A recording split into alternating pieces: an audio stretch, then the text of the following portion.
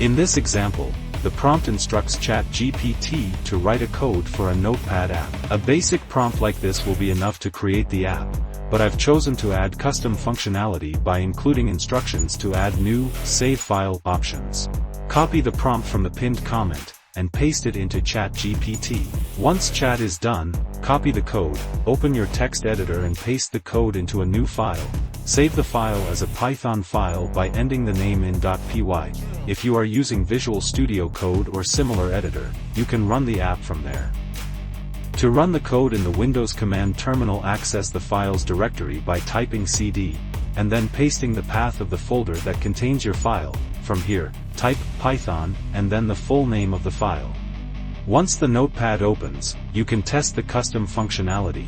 If you receive any errors, simply copy and paste the error text to ChatGPT and follow the instructions in the response. Subscribe.